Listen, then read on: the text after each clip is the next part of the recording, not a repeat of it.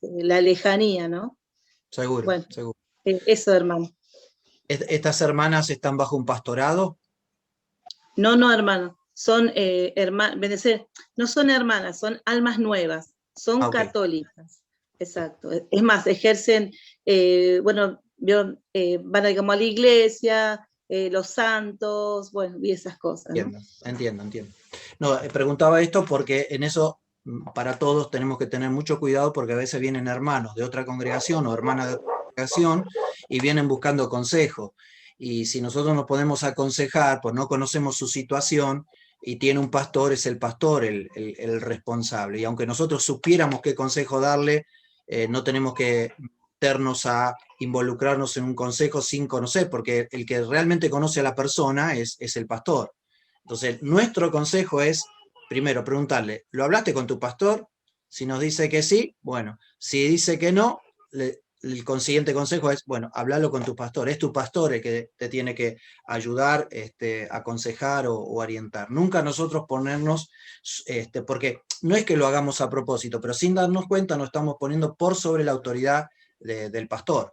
Ahora, si es alguien que por ahí, no sé, hace 5 años, 10 años que está apartado del camino del Señor y viene buscando un consejo, buscando orientación, entonces ya ahí es diferente. Pero si hay alguien que ustedes saben que está congregándose en una iglesia y no es la de uno, no aconsejarlo y orientarlo, que siempre busque el consejo de su pastor. Muy bien, seguimos entonces, como decíamos, con el capítulo 5 del apunte que ustedes tienen. El título de inicio de este capítulo es Elección del método para aconsejar. Como habíamos visto, la técnica no directiva es solo un método entre los varios que el consejero puede utilizar. La técnica directiva y la técnica no directiva no son los únicos dos métodos, hay otros más.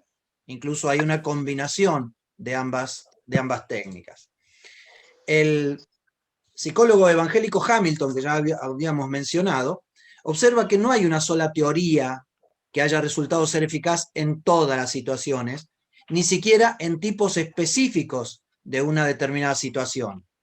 Es por eso, dice él, que no hay un método correcto para aconsejar, o sea, un método 100% eficaz o que traiga el éxito, sino que a veces es necesario, de acuerdo a la conflictividad o a los problemas que pueda presentar la situación del asesorado, el que busca asesoramiento, uno tiene que buscar tal vez otra técnica para poder ayudar.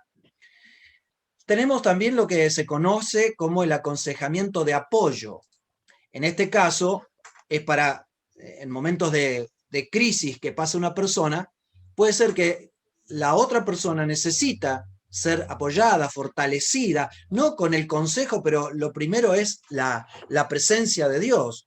Hoy leía uno de los libros, aprovecho para contarles, hemos subido al Classroom, son creo que 8 libros que les pasé a ustedes, y leían uno de ellos que muchas veces, o no muchas veces, sino lo primordial en toda situación de crisis, antes que las palabras, es la presencia de uno lo más importante. O sea, uno puede decir 10.000 palabras, 5.000 versículos bíblicos, pero es la presencia de uno lo que más necesita la persona, porque en un tiempo de crisis es muy difícil que la persona recuerde los versículos bíblicos y todos los consejos que le dimos, pero sí lo que va a recordar y nunca va a olvidar es que nosotros en el momento de necesidad estuvimos al lado.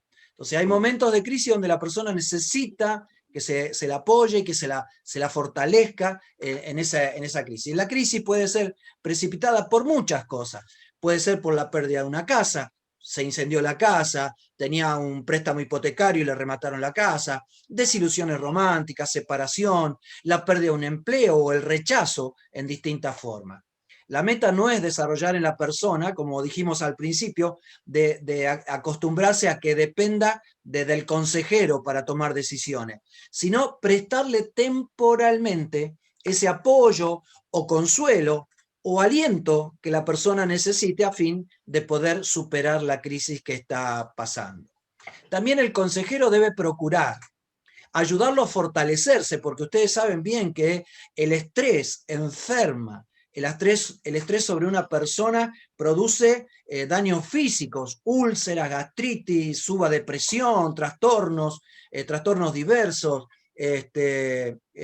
Lo que se ha visto en los últimos tiempos, ataques de pánico, todo eso lo produce un grado extremo de estrés sobre el organismo. También el consejero procurará desarrollar su propia perspectiva, es decir, desde su punto de vista, de acuerdo a lo que Dios dice en su palabra, a lo que Dios le ha dado por experiencias propias, desde su propia perspectiva, va a procurar ayudar al aconsejado.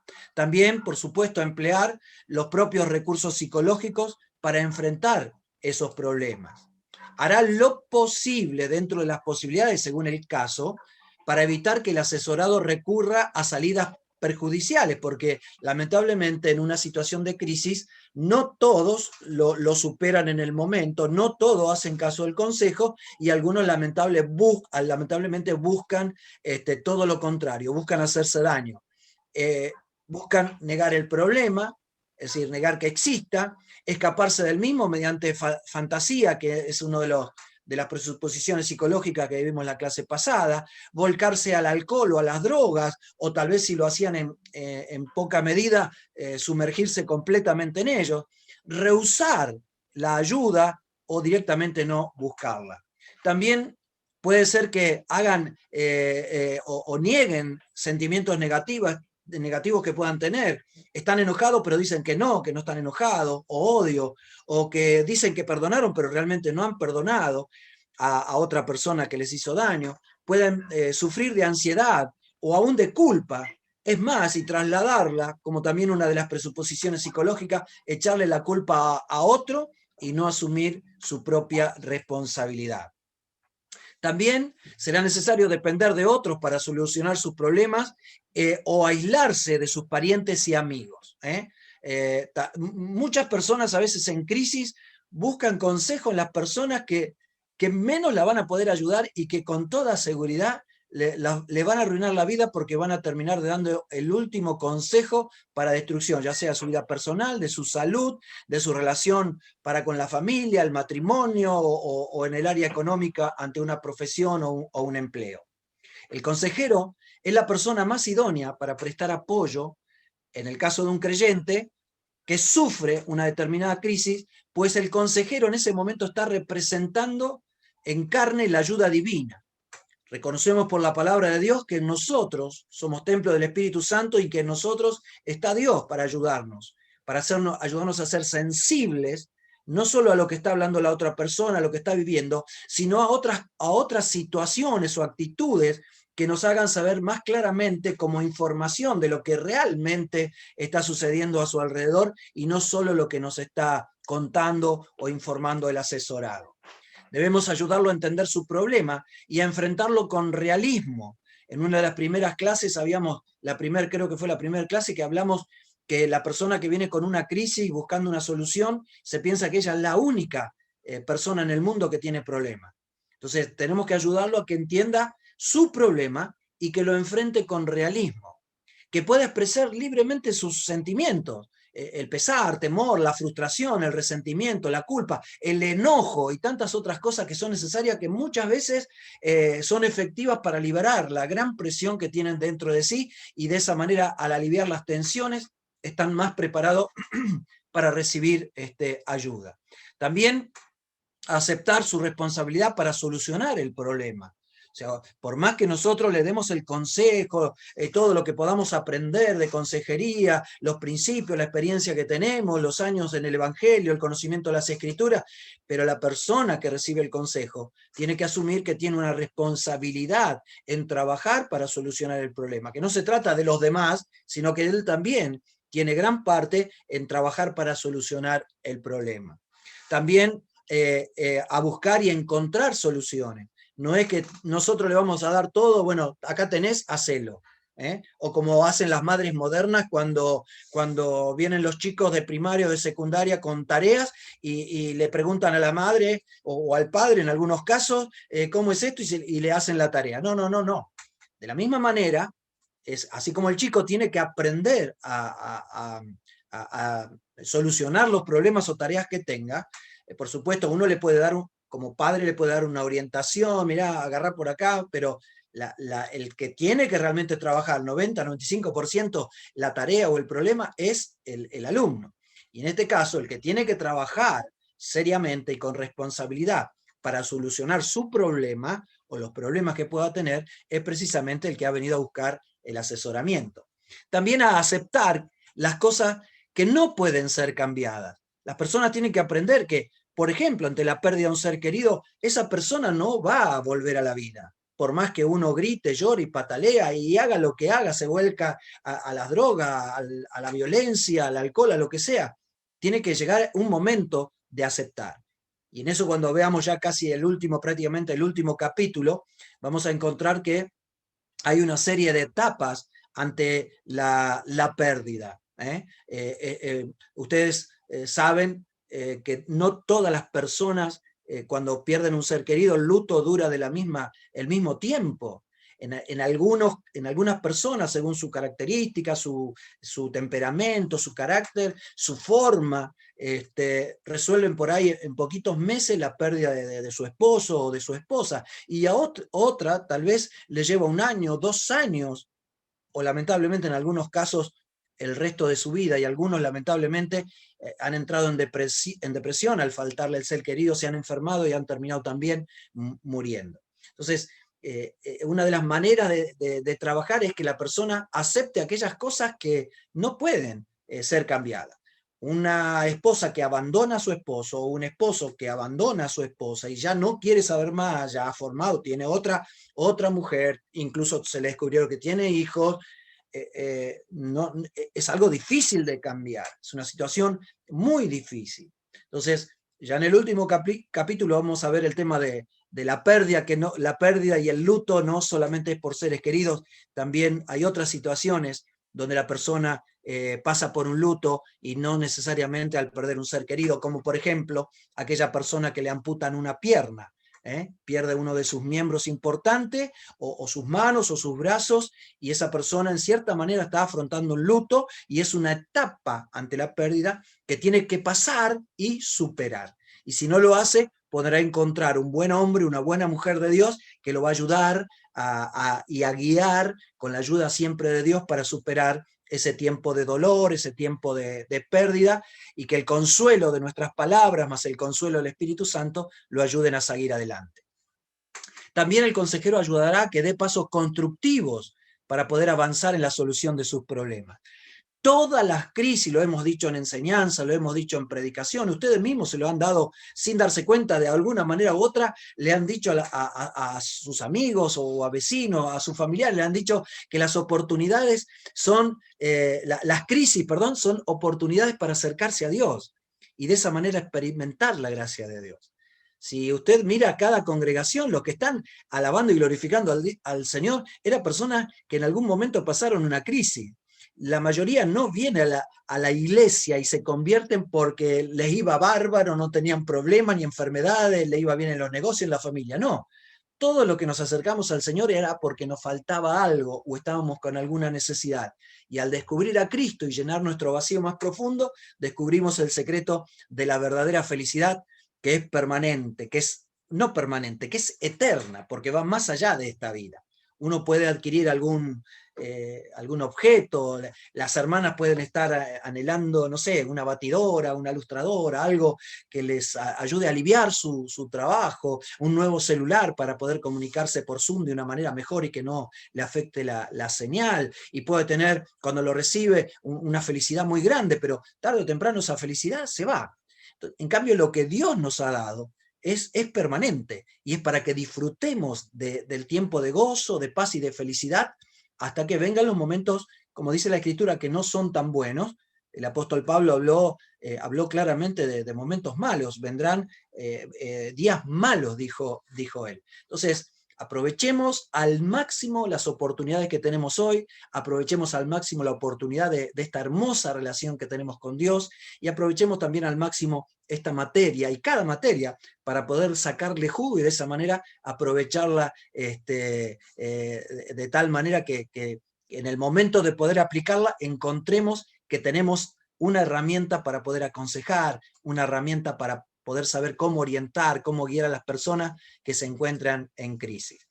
Y de esto, por supuesto, los recursos espirituales que Dios nos ha dado, la Biblia, las promesas de Dios en su palabra, y también el recurso tan importante de la oración. Todos ellos son muy, pero muy útiles en los periodos de crisis. La actitud que tenga no el aconsejado, sino el consejero, vale mucho más que sus palabras.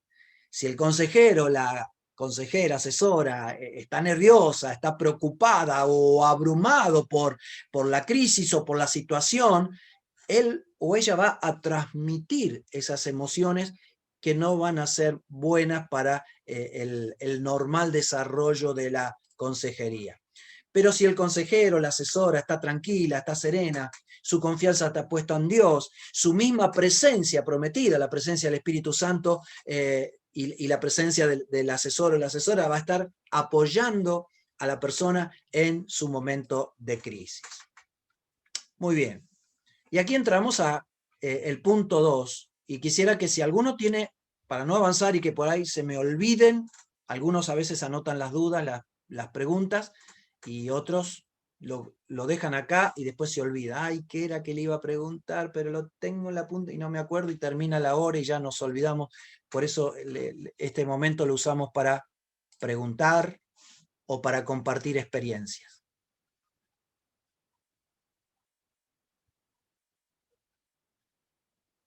¿Alguien tiene una duda? Hermana Gladys. No, duda no, pero puedo compartir una experiencia. Sí, por supuesto, por supuesto.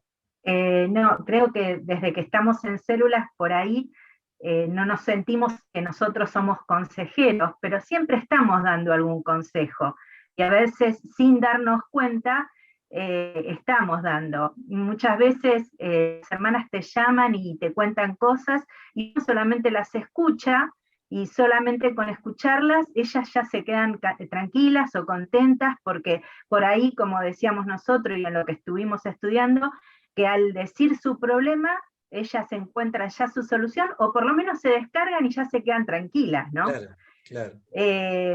Pero una vez me pasó que tuve que dar una conferencia a unos jóvenes, y bueno, en esa conferencia hablé de mi vida personal. Y bueno, de repente una joven se sintió muy... sintió que ella... Claro, muy identificada con lo que me pasó a mí, con lo que le pasaba a ella actualmente. Entonces después sí vino y se acercó a hablar conmigo, y bueno, y gracias a Dios yo le pude plantear, y ella, en realidad, nosotros mostrando nuestra vida personal, porque por ahí nos ven como que ya tenemos una familia formada, que ya tenemos un marido, que tenemos hijos, como que estamos todos bien, pero no saben todo lo que nosotros hemos pasado. Claro, y entonces yo creo que todo lo que uno adquirió como experiencia, hoy por hoy Dios nos da la oportunidad para ayudar, ¿no?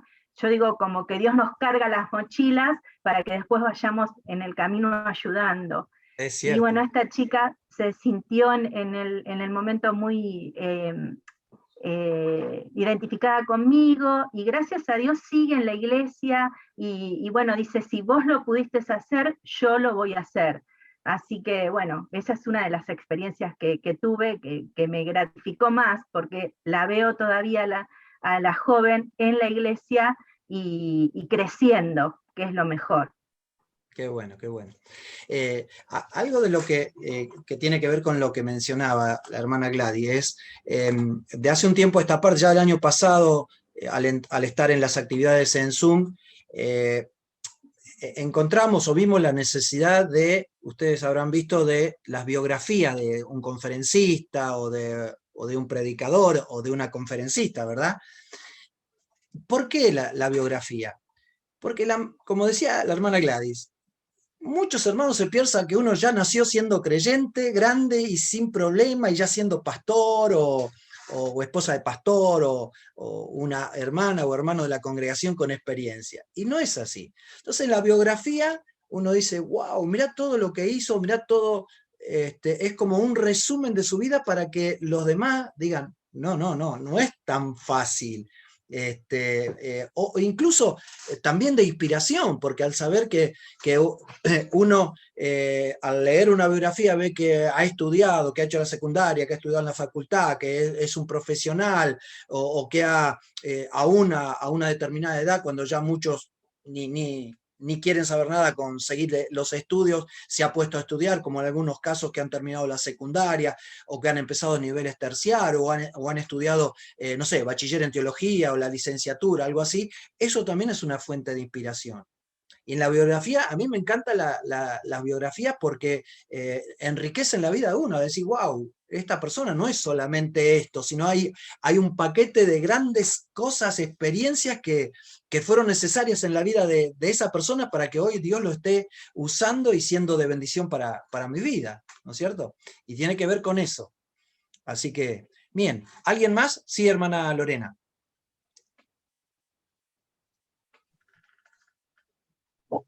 Dios lo bendiga, obispo.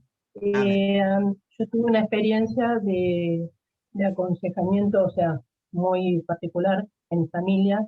Mi hermana perdió al esposo, que era ministro, y ella quedó viuda con su nena de 4 años, y fue un momento difícil para ella, y, y a la vez, o sea, me tocó aconsejarle, y ella me decía que todos le decían lo que tenía que hacer, que ya va a estar, pero no la dejaban como que se desahogue y que ella pueda expresar el sentimiento o el dolor o la falta que ella tenía. Necesitaba que la escuchen para desahogarse.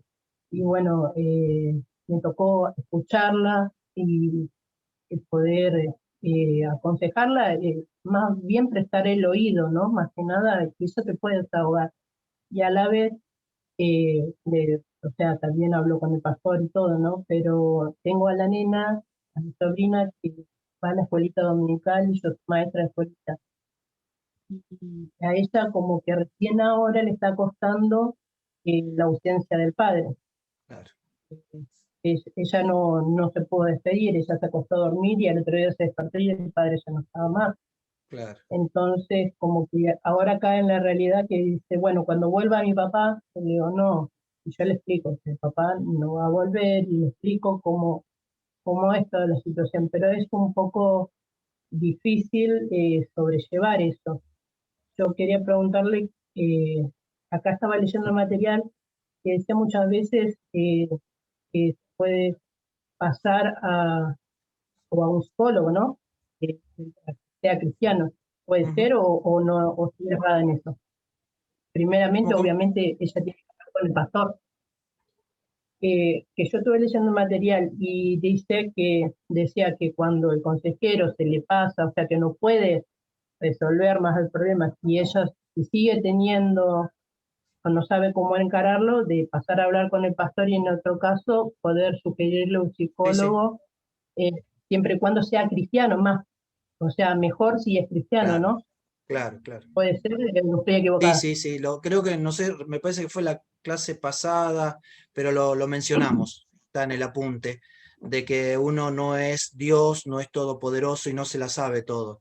Y podemos tener 50, 60, 100 años de experiencia en la iglesia y va a haber un momento en que una determinada situación se nos van a quemar los papeles, la experiencia, y tenemos que ser humildes y reconocer que si hay alguien que puede ayudar, un pastor o un obispo que puede ayudar mejor, no tenemos que decir, no, pero esto qué vergüenza, no, lo tenemos que derivar, porque si hay un siervo de Dios o una hermana que tenga experiencia tal vez en esa área y que es una mujer que Dios la va a usar, no hay que desterrarlo, eso es todo lo contrario. Y si en todo caso la situación es demasiado complicada y necesita ya por así decirlo, un tratamiento más amplio, más profundo, porque ya hay trastornos que tienen que ver con la mente, entonces es necesario una derivación a un psicólogo cristiano, porque lo que hace el psicólogo cristiano adapta o conforma todo lo que va a aconsejar, orientar en base a la palabra de Dios. Lamentablemente hay quienes, por ejemplo, estoy seguro que le ha pasado a la hermana Ana en la escuela cuando los chicos tienen ciertos comportamientos increíbles, sobre todo los chicos chiquitos. Me ha contado mi esposa, tienen una muy buena letra y de pronto vienen a la semana siguiente y una letra horrible y están nerviosos y bueno, cuando citan a la mamá dicen, no, lo que pasa es que falleció el abuelo. Entonces todo eso se traduce en comportamiento. A otras mamás se le dice, mire, va a ser necesario por el comportamiento del chico que vaya a un psicólogo. No, ¿qué un psicólogo? Mi hijo no está loco o mi hijo no está loca. Piensa que ir a un psicólogo es porque uno está loco. No, es una ayuda para guiarlo a encontrar la madurez, el centro de equilibrio, y que pueda desarrollar y que pueda encontrar aquellas cosas que le están afectando, que no siempre están dentro de la persona, sino muchas veces los problemas los tienen los chicos porque algo está pasando en la familia.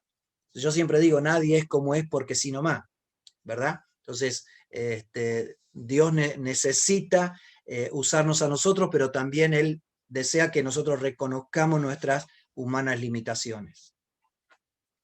Muy bien, seguimos.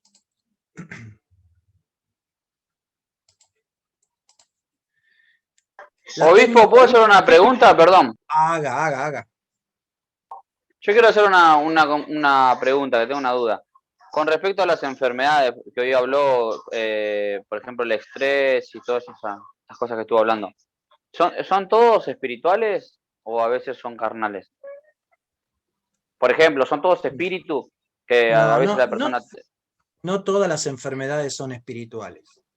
Ah, perfecto. No todas las enfermedades son espirituales, pero sí Dios puede sanar todas las enfermedades, como también Dios puede tener en su voluntad no sanar de ciertas enfermedades. Hay personas que, por ejemplo, se sienten enfermas, van al médico y el médico le hace estudio, análisis de sangre, de orina, radiografía, tomografía, no sé, todo lo que quieran y no le encuentra nada. Y le dice, usted no tiene nada, pero yo me siento enfermo. Entonces, ahí es donde se empieza a buscar, si es creyente, por supuesto, va a estar más cerca de la solución porque el pastor o quien ministre en un grupo de amistad la va a estar ayudando y orando y viendo si la enfermedad, entre comillas, que está teniendo, ya que la ciencia dice que no está enferma, puede ser un problema psíquico. O sea, ustedes saben que muchas veces hay personas que se enferman se hacen la cabeza, empiezan a decir, ay, me siento esto, se llama psicosomática, lo que uno está pensando, incluso la preocupación, como decía hoy, el estrés y todo eso, afectan el organismo. Entonces, en ese ámbito de lo espiritual, de la oración, de palabra de Dios, uno puede ayudar a la persona a encontrar, a resolver esa, entre comillas, enfermedad, que no es física, pero que puede ser emocional, puede ser psíquica, o sí, ¿por qué no?, ser espiritual también. Pero no es que todas las enfermedades son producidas por espíritu. Hace décadas atrás, por ejemplo, lamentablemente, a las personas que tenían convulsiones, que tenían ataques de epilepsia, se las trataba como endemoniados. Y no todas las personas epilépticas eran por causa de demonios, porque la ciencia ha avanzado y ha comprobado, al estudiar a través del electroencefalograma y ciertos estudios modernos, que las personas a veces traen por ahí de nacimiento o en el desarrollo pequeñas lesiones en el cerebro que le hacen cortocircuito y que le producen esas convulsiones. En algunos casos leves, en otros ataques peligrosos como es la epilepsia, en otros las personas, yo he visto hace años atrás un chico joven que estaba jugando al fútbol y de pronto es como que se le desenchufaba un cable y quedaba caminando como si fuera un robot 5 o 10 minutos y de pronto otra vez volvía a la normalidad, ¿no? O sea, fíjense las diferencias que hay en situaciones de enfermedad o de crisis, pero no todas las personas enfermas es por causa de un demonio o de un espíritu. ¿Está contestada la pregunta? Sí, obispo, sí, porque muchas veces a mí me venían y me preguntaban y Y yo no sabía qué responderle. Sí, A lo que veces, pasa es que no lamentablemente re- hay muchos Sí, sí, hable. creyentes que ven un demonio detrás de cada situación. Por eso, Claro, en una de las primeras clases yo les decía a ustedes que cuando una persona viene y le dice que está enferma, lo primero que hay que decirle, ¿fuiste al médico? Si le dice que sí, ah, bueno, ¿qué te dijo? ¿Te dio medicamento? Nunca nosotros le digamos, no, pero eso no, no lo tome, deja todas las pastillas. No, no, no. Porque esa persona podrá dejar las pastillas, pero esa persona tiene familiares que después van a venir, pero por causa de usted dejó tomar la pastilla y la presión se le fue a 25 y le agarró una ACV u otro problema de salud. Entonces nosotros nunca tenemos que aconsejar que la persona no decirle que no vaya al médico, no decirle que deje los remedios, no, no. Dios va a obrar. Y cuando llegue el momento, la persona va a ir al médico, el médico le dice, que bueno, la verdad, ¿cómo se recuperó? Usted ya no tiene nada, no le hace falta más medicamentos.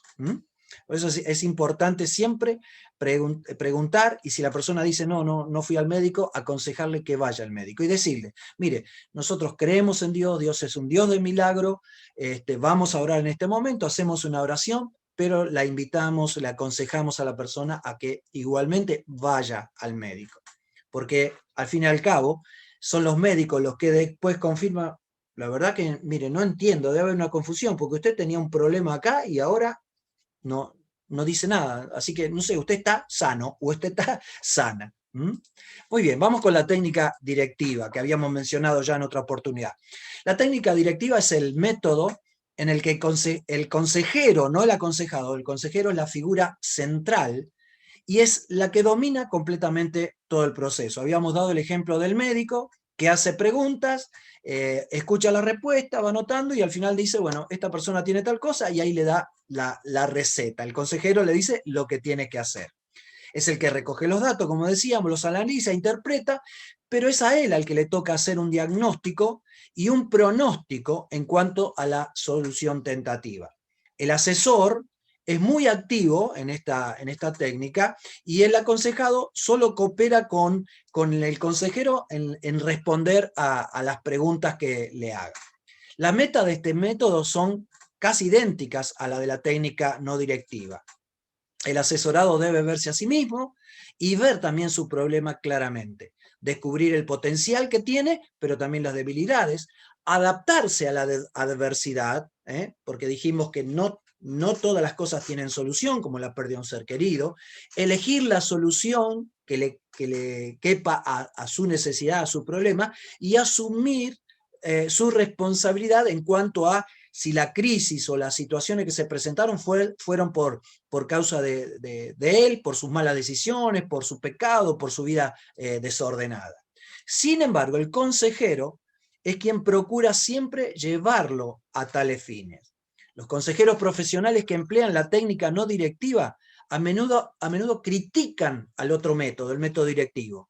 Dicen que no ayuda al asesorado a utilizar sus propios recursos y a tomar sus propias decisiones.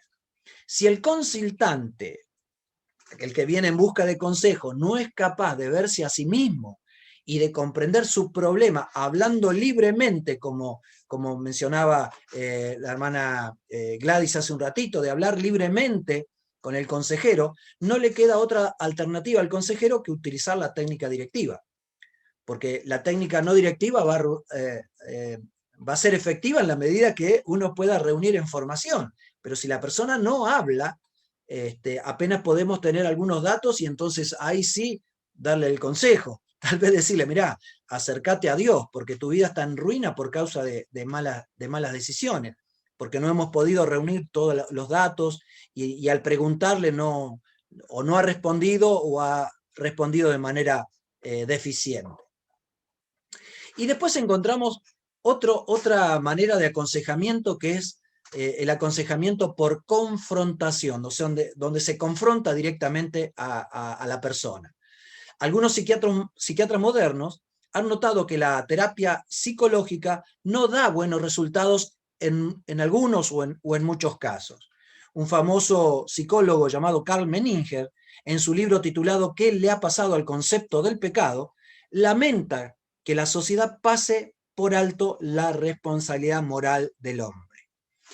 Y esto es muy importante. Yo la semana pasada le dije que le iba a colocar unas hojas de ese libro, Una nueva mirada a la consejería bíblica, pero ya veo que tienen demasiado con los trabajos prácticos y ahora dentro de 2 lunes vamos a tener el examen. Entonces digo, bueno, no los voy a abrumar con tanto material. Ya lo van a estar compartiendo, Dios mediante, si el año que viene con la ayuda de Dios, en la materia Sanidad Cristiana Integral. Entonces, creo que no sé si fue la semana pasada o la otra semana, habíamos mencionado que incluso jueces cuando hay algún delito o algo, fallan a favor del delincuente porque dicen, no, es el barrio donde se ha criado, es la familia, es la falta de posibilidades. Y en otra oportunidad dijimos que hay personas en las mismas condiciones que este delincuente y sin embargo tomó buenas decisiones.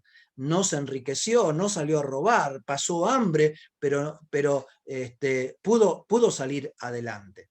Entonces, en este caso, el autor, Carl Meningue, está diciendo qué pasa con el concepto del pecado, la responsabilidad que cada persona tiene delante de Dios, sea creyente o no sea creyente. Como resultado de esa inquietud, ha surgido un nuevo movimiento que pone énfasis en la responsabilidad del individuo. Cada persona debe enfrentar la realidad por más desagradable que ésta sea. Nadie puede ayudar a quien no está dispuesto a enfrentar su situación, a confesar su pecado y a tomar los pasos necesarios para poder cambiar. Vaya con un alcohólico, vaya con un adicto a las drogas, vaya con un adicto al juego, sea lo que sea, si la persona no reconoce que está enfermo, que necesita ayuda y que solo no puede salir, ni Dios, y así es literalmente, ni Dios la puede ayudar. Pero cuando esa persona en algún momento se le hace ese clic y reconoce y pide ayuda, es ahí donde se inicia el proceso de sanidad y de liberación para la persona. La llamada terapia de integridad de Howard Moulner describe la salud mental en términos de conducta personal, en cómo se conduce una persona, sus actitudes, y por supuesto todo eso se traduce en toma de decisiones. Rechaza todas las teorías que enseñan que el hombre, lo que mencionábamos recién, es víctima de su herencia, es víctima de su medio ambiente o es víctima de cualquier otro factor. Incluso a veces los creyentes, para zafar de su responsabilidad, le echan la culpa al diablo. Niega que un trauma, esta terapia de integridad, niegan que un trauma sufrido en la niñez cause su actual problema moral. Cada uno, dice esta terapia, es responsable por su comportamiento y ejerce su responsabilidad tomando decisiones, sean buenas o sean malas. Buenas decisiones tendrán resultados buenos, malas decisiones tarde o temprano tendrán malos resultados. B. Cada persona tiene una conciencia que produce el sentido de culpa. No es el resultado de que esté mentalmente enferma, sino de no aceptar la responsabilidad por su conducta. C. La reacción típica a su mal, ¿de qué manera se manifiesta? Encubriendo su pecado, tratando de justificarse o de trasladar su falta echándole la culpa a otra persona. D. Como esconder su mal es lo que produce el problema, ser sincero y estar dispuesto a confesar su falta es el primer paso para encaminarse a la normalidad y a la solución de esa crisis o ese problema en el cual se encuentra. Es estar dispuesto a ser real y sociable. Estar dispuesto a ser real y sociable no basta, es decir, no es suficiente. La persona necesita hacer un acto de restitución adecuada a su fracaso. ¿Qué significa la restitución? Antes de conocer a Cristo, si yo robaba, al convertirme, tengo que efectuar la restitución. Ir a la persona que yo robé y decirle, mire, yo antes de convertirme a Cristo robé esto, esto es suyo, se lo devuelvo. Es una manera de restituir incluso no cosas, objetos materiales solamente, sino también el agravio. Ante personas que hemos agraviado, insultado porque no conocíamos a Cristo, la restitución es ir a la persona, enfrentarla, agachar la cabeza y pedirle perdón y estar dispuesto a escuchar lo que sea de la persona. Pero nosotros cumplimos con el hecho de la restitución, sobre todo delante de los ojos de Dios. En la Biblia hay claros casos de confrontación y el personaje principal que ha confrontado en el Nuevo Testamento ha sido Jesús. Jesús confrontó a la mujer samaritana con su inmoralidad y con su pecado, a los fariseos los confrontó con su hipocresía, a sus discípulos los confrontó con la falta de fe. La Biblia dice en Proverbios 28, el que encubre sus pecados, ¿qué dice, hermanos? No prosperará, mas el que los confiesa y se aparta, alcanzará misericordia. Fíjense, no es solo confesar pecados, es confesarlo y apartarnos, porque de nada sirve confesar que hicimos algo malo si seguimos con la misma actitud o malas decisiones de seguir pecando. Pasos para aconsejar por medio de la confrontación. En primer lugar, el consejero, nuevamente, fíjese que en todos los casos se recoge información sobre el problema que tiene la persona. Se le hace preguntas para tener clara la situación y de esa manera ayudar al consultante, al asesorado en su responsabilidad. Luego se le da oportunidad de descubrir y reconocer que tiene una responsabilidad, ya sea en su matrimonio, en la sociedad, ante la ley, ¿sí? de reconocer su responsabilidad y la culpa de malas decisiones que ha tomado. Si el asesorado cierra sus ojos a su responsabilidad poniendo excusas, el consejero se verá obligado a tomar un paso más directo. Segundo paso, confrontar al consultante con evidencia de su mal comportamiento. Hacerle ver de una manera u otra que pecó, que tomó malas decisiones y que debe él, como persona responsable, si no lo fue hasta ahora, debe enfrentar la realidad con el precio que tenga que pagar, pero es con el fin de poder llegar a buen puerto, a una solución.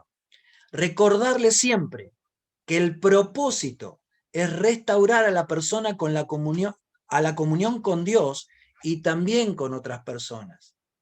No puede haber comunión con Dios si en nuestra familia no tenemos comunión.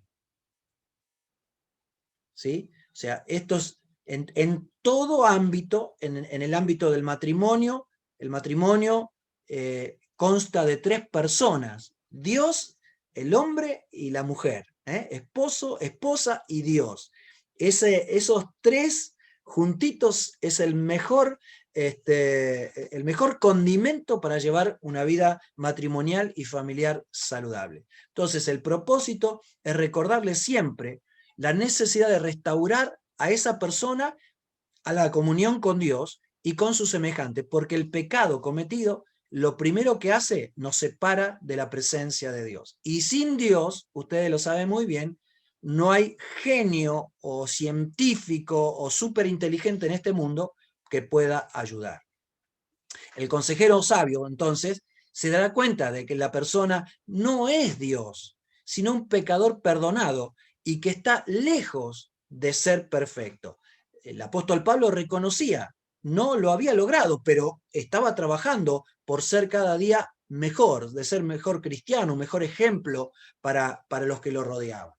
Sobre todo el consejero debe ser sensible, lo hemos mencionado muchísimas veces desde que empezamos la clase, debe ser sensible al Espíritu Santo, cuya obra es convencer, dice Juan 16, de justicia y de pecado. Sí, la justicia se refiere a la palabra de Dios, porque es la palabra de Dios, la Biblia, la que trabaja en la vida de la persona, la que declara que esa persona está en pecado, está en falta, y es ahí que el Espíritu Santo toca el corazón para que esa persona sienta el compungimiento, se arrepienta y esté, por supuesto, recibiendo el perdón de Dios para empezar una nueva vida en Cristo. Tercero, aceptar al asesorado aún en aquellos casos en que éste no quiera reconocer su falta. Dios, escuche bien, Dios rechaza el pecado, pero ama al pecador. Muchas veces las personas, y sobre todo en el ámbito de la iglesia, aquellos que pecan lo tienen entre ojos o hasta lo llegan a aborrecer porque cayó en pecado. Y Dios nos dice claramente, aborrezcamos lo que hizo, no a la persona, porque Dios, a pesar de la gravedad de lo que hizo, Dios lo sigue amando y Dios sigue esperando que esa persona se arrepienta y se vuelva a Él. Entonces, odiemos, aborrezcamos lo que hizo, las malas decisiones que tomó, los malos tratos que dio, las malas enseñanzas o lo que fuera, pero entendamos que esa persona, si se arrepiente, la Biblia nos dice que Dios es amplio en perdonar nuestros pecados y la sangre de su Hijo Jesucristo nos limpia de todo pecado. Entonces, no discutiremos tratando de convencerlo de que es responsable. No vamos a perder tiempo en eso. Necesitamos hacerle saber, a darle conocimiento, pero es la persona la que tiene que decidir por su propia responsabilidad convencerse ella misma de su pecado. Cuarto, guiarlo a confesar su pecado a Dios y confiar en su amor perdonador, tal cual 1 Juan 1:9. Ahora bien, en caso de aconsejar a incrédulos, puede ser que el consejero tenga que contentarse con que la persona confiese su falta, pues tal vez todavía no esté preparada para recurrir a Dios. Recuerden ustedes que la decisión de un incrédulo de buscar a Dios es algo personal. Nosotros, por más que le citemos y le enchufemos versículo bíblico y experiencias y milagros, es la persona la que tarde o temprano o nunca va a ser la que tome la decisión de buscar a Dios o de seguir rechazándolo. Quinto, ayudar al aconsejado a arreglar cuentas por su mala conducta con aquellas personas que se hayan perjudicado por su accionar. O sea, lo mencionamos hace un rato, hacer restitución siempre y cuando sea posible, porque tal vez alguien con el paso del tiempo quiera hacer restitución, resulta que aquella persona que, como el ejemplo que di de alguien que le robó herramientas o algo así, quiera hacer la restitución y la persona haya muerto o se haya mudado y será difícil de poder encontrarlo. Luego lo ayudará a llevar una vida digna de ese arrepentimiento, es decir, un cambio completo de vida. Información y dirección. Y me queda un minuto y ya vamos al recreo. Hay personas que necesitan consejos, pero consejos para, por ejemplo, elegir una vocación. Otras piden información sobre noviazgo, sobre matrimonio, esto es muy común hoy día, sobre asuntos de conducta, o cómo resolver problemas espirituales, cómo vencer una debilidad moral, o también sobre doctrina cristiana o doctrina apostólica. El consejero, en cierta manera, es como un maestro, aunque utilizará también la técnica de poder aconsejar. Le conviene reconocer que no es un experto, hoy lo mencionamos, no es un experto, no somos expertos, ni mucho menos, en todas las materias, y debemos admitir con humildad nuestra ignorancia en ciertos asuntos. Por ejemplo, desde que me convertí al Señor, Dios puso algo en mi corazón que es, si yo he leído la Biblia, la he estudiado, y alguien viene y me pregunta sobre un determinado tema, yo no le voy a contestar si no estoy seguro. Porque tal vez alguno va a contestar para decir, no, voy a zafar, porque no vaya a ser qué va a pensar, que yo siendo pastor o siendo líder de acá o de allá, no pueda contestar eso. No. Yo le soy sincero y le digo, mira, no estoy seguro, déjame que lo busque y te doy la respuesta. Entonces voy y lo busco en la Biblia, en el diccionario bíblico, y después le escribo, le mando un mensaje o le llamo y le digo, mira, es así, así, así. ¿Por qué? Porque se trata de las cosas de Dios y todo lo que tiene que ver es un corazón sincero y limpio delante de Dios sobre todo y delante de las demás personas. Entonces, no somos bochos, por así decirlo, que no las sabemos todo. Tenemos que reconocer que hay cosas que van a escapar de nuestras manos y que no vamos a tener el potencial para poder solucionar. Conviene indicar a las personas dónde pueden encontrar información que necesitan o cómo pueden hallar la dirección divina.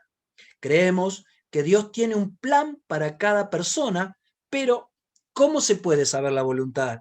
El primer paso es entregarse completamente al Señor y desear hacer su voluntad. Entonces, es necesario reconocer que Dios guía por medio de varias cosas. Habla por la Biblia y los consejos de personas espirituales, impresiona mientras las personas están orando, abre puerta o cierra según la circunstancia, y también los talentos y deseos de las personas pueden ser indicios importantes. Ejemplo, si alguien quiere seguir ingeniería, ser ingeniero, conviene indagar en su aptitud en la materia, posibilidades de prepararse y la demanda para tal profesión. Si quieres ser ingeniero matemático, lo primero que le vamos a preguntar, ¿te gusta la matemática? ¿Andás bien la matemática? No, me bochan siempre. Pues bueno, entonces evidentemente si no le gusta la matemática va a ser medio complicado estudiar ingeniería o alguna otra profesión donde el 90% son cálculos.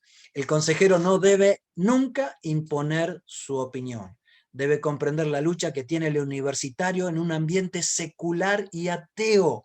Se le debe recomendar libros evangélicos sobre apologética, es decir, la defensa del evangelio, sobre la ciencia y la Biblia. También se puede aconsejar dando información en la llamada orientación preventiva, es decir, dando consejos antes de que venga el problema. Hablar, por ejemplo, hablar a los jóvenes sobre temas de sexualidad, noviazgo y elección del futuro cónyuge. Amén y amén.